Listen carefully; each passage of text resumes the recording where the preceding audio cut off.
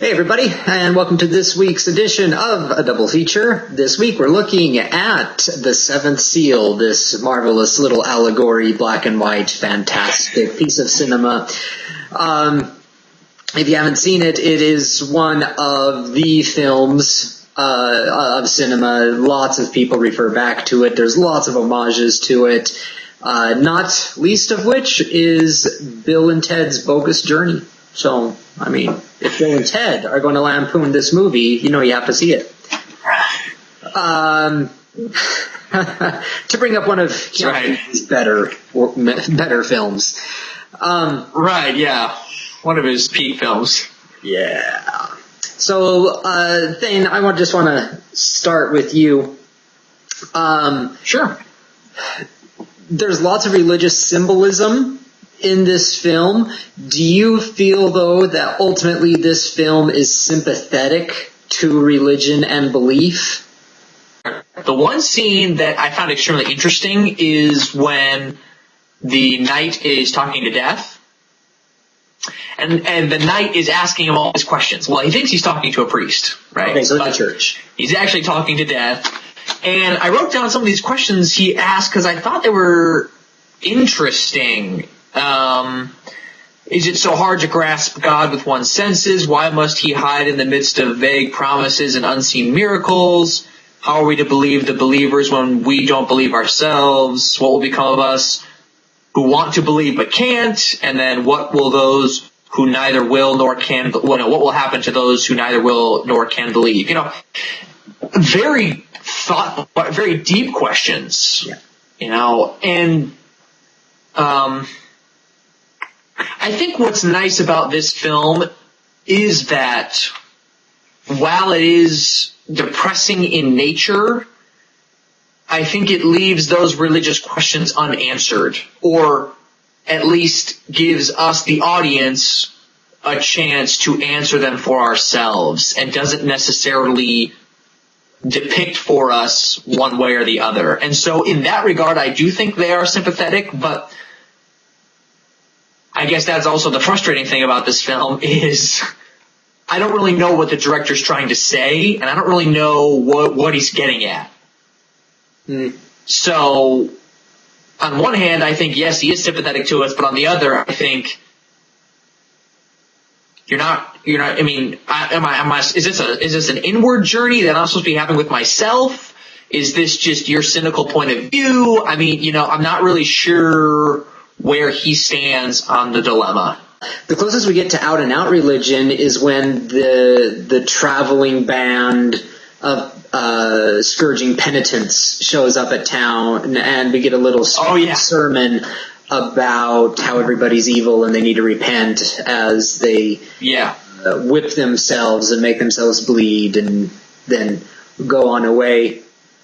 And it seems like there's that view of religion, and then I think the other part we get as closest to that is when they burn the girl, the supposed witch, because she's claiming she's seeing the devil, and she sees him, and the devil's in her, but the knight can't see the devil in her eyes, and doesn't see any of that.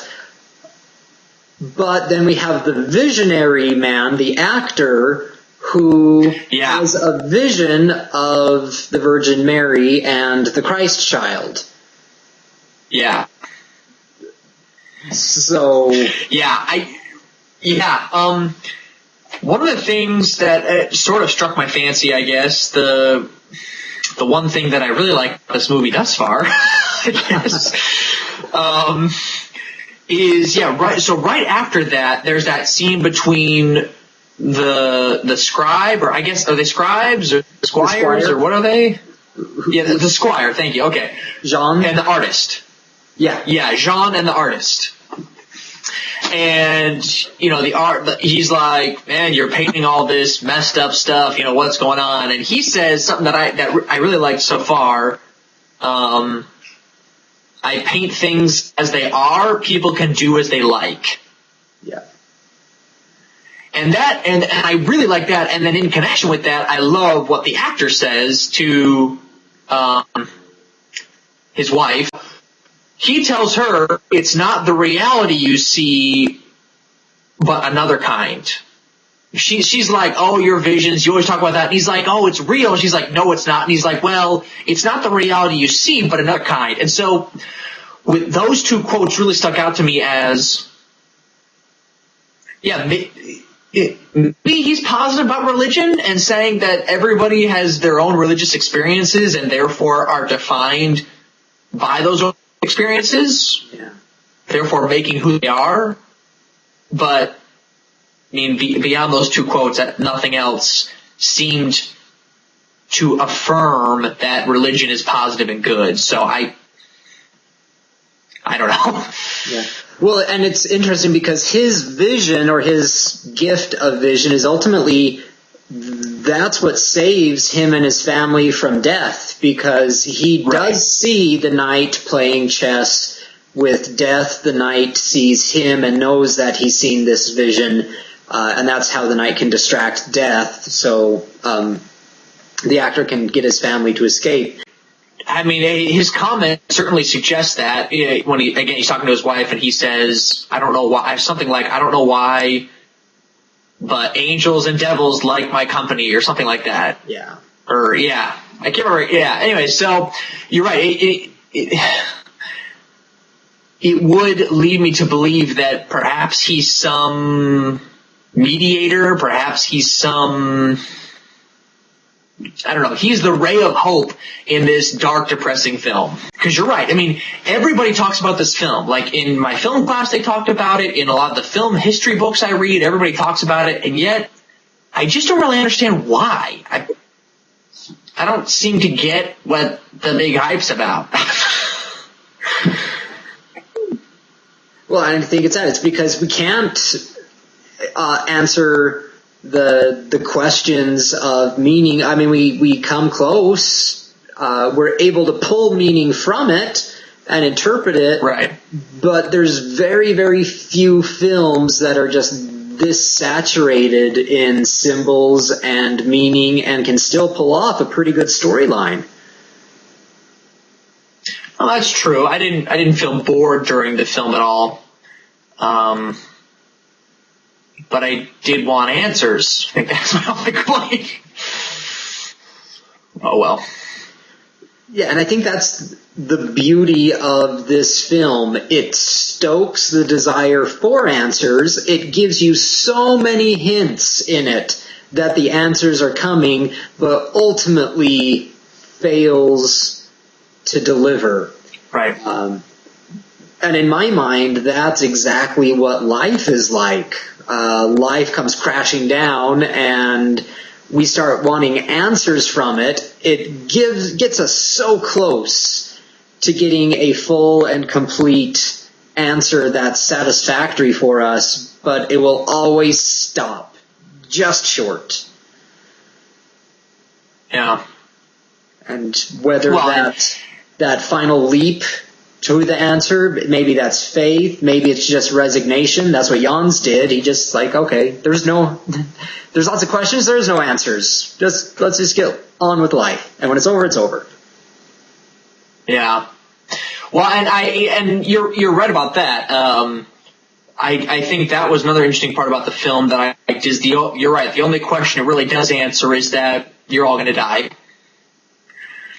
So before you do that, before you die, you need to decide where you are on the map of faith and reality and truth and, all that stuff. Yeah.